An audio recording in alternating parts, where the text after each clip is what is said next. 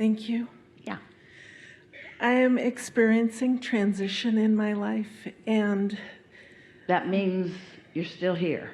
yes. Yeah. And the way my life has evolved so far, it has been not my choices. It feels like I've been dragged. Well, that's what we mean when we present a vibration that causes Esther to use the words life coming at you. So it sometimes feels like you're just responding to life as it's coming at you. And so I don't know. But you do have control. But you do have control more than you know over your response to it. Yes. In other words, if you could only speak a word or two about how that feels, what you've just described, that you feel like you're without choice, what would that word be? Do you feel vulnerable? It's not like that. It's that whatever I've resulted in doing, I've always enjoyed it. As long as I can stay in the moment, I can have fun with what I'm doing. But just some of the directions that I've been pointed in would not have been what I would have chosen. For example, I was a skydiver and taught skydiving for 20 years about, and then after the military, I went to school. Somebody said, the only thing we will let you do is computers. And I did really well at that. I didn't want to do it because it's in, basement, dark room. But I did well at that, did that for 25 years. Now I am a little bit earlier than I thought, going into kind of a retirement phase. Here's what's screwy about what you're telling us. Okay. This is the only part of clarification that we want to give you and that we know will be of advantage to you as you hear it. We are not disagreeing with what you're saying. We're not disagreeing that life didn't present this and you felt like you didn't have a choice, and then life presented this and you felt like you didn't have a choice. But this is where our disagreement is strong. When you were in the dark basement, you wanted something else. So you were asking for something else. And our question to you is, why would you not let that something else in? Maybe worthiness stuff. Maybe I thought that was all I deserved. I don't know. Either it's what I thought I deserved, or it's just what people do, or I didn't understand the process as much. But how about this? I wasn't really accustomed to satisfying my own desire to feel good. I wasn't accustomed to even asking or thinking about asking. That's where it's a little wonky. You were asking because when you're in a dark room, you don't want to be. But there's something going on that translates to many people like, I don't get to choose. And it doesn't matter how far back that goes. It happens early on in your life experience where people make you feel you are without choices. This mother that we just visited with is going to be different with her kids. She's going to encourage them to follow what they feel, to know what they're feeling and follow it, you see. But nothing went wrong in those days that you didn't know that, or that those around you didn't know that, because it's sort of the evolution of society and the evolution of the way things are going. But you know it now. You see, you know it now. And so now we're having the conversation. We just want to encourage you as much as possible to begin now moving in the direction of what feels good. Because the conversation about how it's been, that's why we asked the question. We really didn't give you an opportunity to give much of an answer.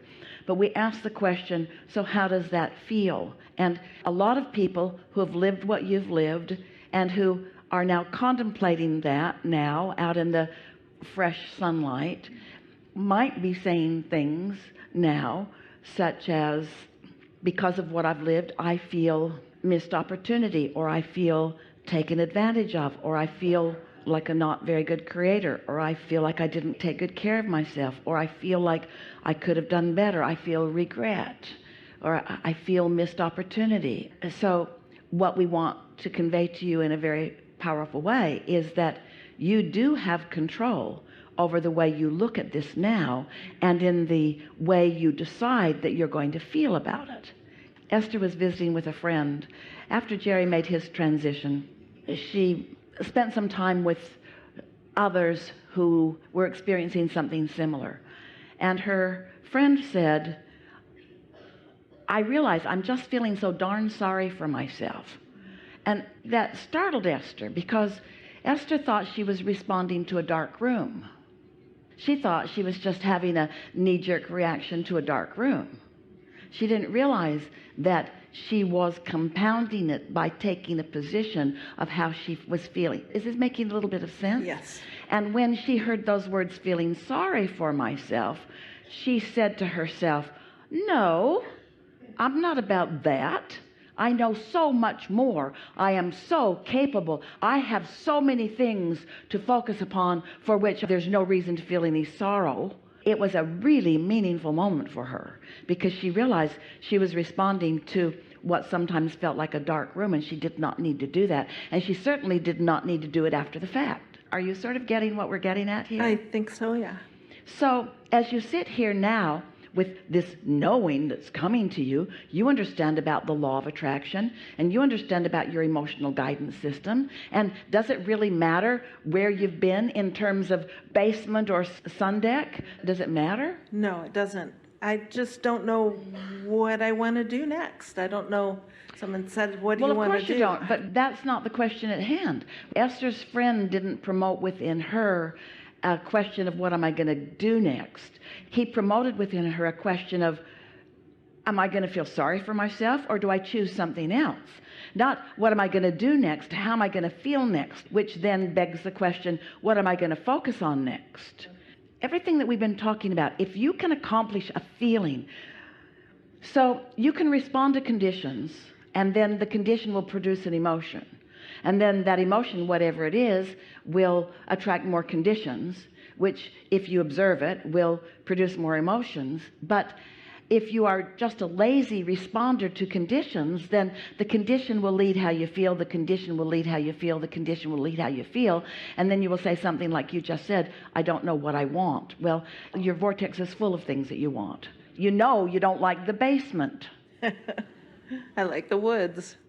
So you know how you want to feel. That's the part that we are encouraging you to focus upon, because that will lead you to everything else. So what is it that you do know?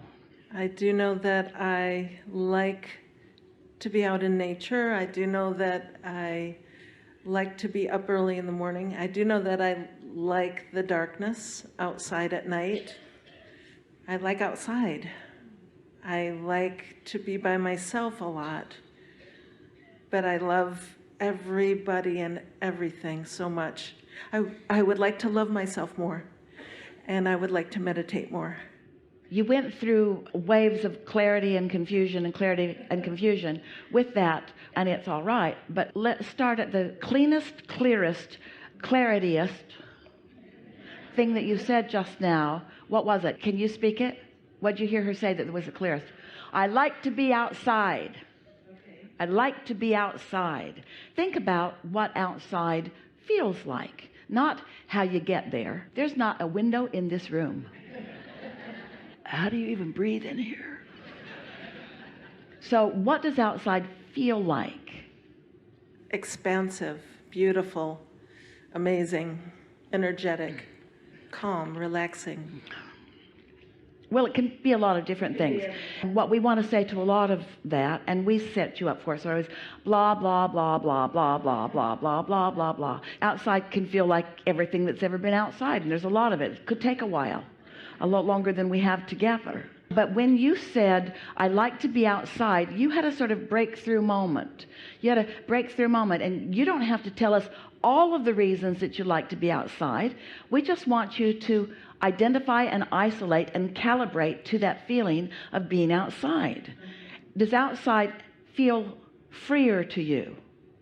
Does it feel more expansive to you? Is there more opportunity to choose from? Or is outside more general and less specific? Is outside more conducive to your alignment than inside? That's the piece that we want you to acknowledge. I feel better outside. I feel at my very best when I'm outside. I feel great when I'm outside.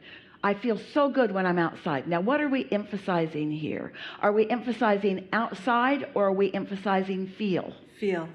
I feel really good when I'm engaged in a meaningful conversation. It feels so good to have the clarity of my own mind. It feels really good to engage with other people who are expressing themselves. In other words, we want you to focus on feeling, and we want you to give yourself permission to feel good. Yeah. To feel good. You've been hearing about your emotional guidance system. All of you have been, but have you given yourself permission to follow it?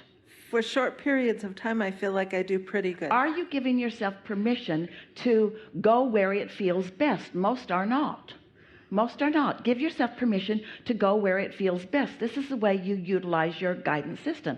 But did you hear how there's a tendency to want to explain, well, why I would feel better outside, as if you need to make some case to someone that is the arbitrator, is the decider of what you get to experience. And unless you make a really good case, then you're not going to be allowed to be outside. Could it really be as simple as I think I would like that because of how it feels? Really? Are you that free? Are you so loved and so blessed? Is the entire universe all focused on showing you the path of least resistance to what feels best to you every step along the way? Yes. Yes. Yes. Why do you have to defend and justify? Because you've got the universe mixed up with your mother, and the law of attraction mixed up with arbitrary secular laws that have no real meaning, that can be twisted that way and that way and that way and that way. Isn't that what you're discovering about your laws? That they could mean anything? They could mean this or something complete opposite. The same law.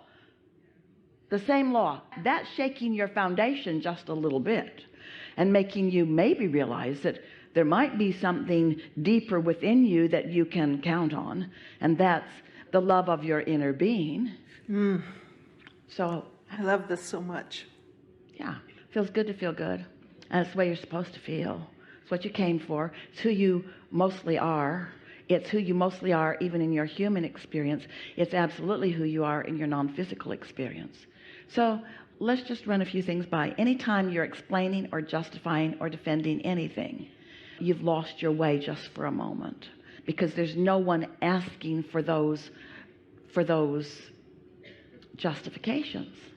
We like it so much when you just stand unabashedly desiring and expecting to feel good and to get to go where it feels best. We never offer homework, but we're going to right now.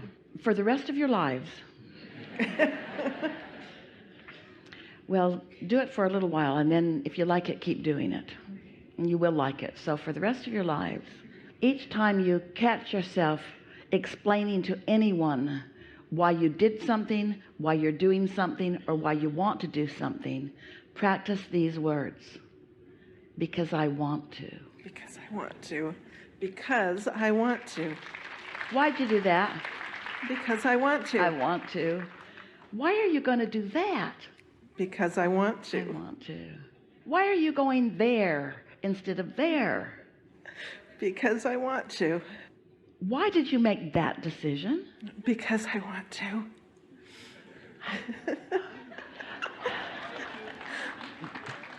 Why do you think that you get to have it your way all the time? Because I want to.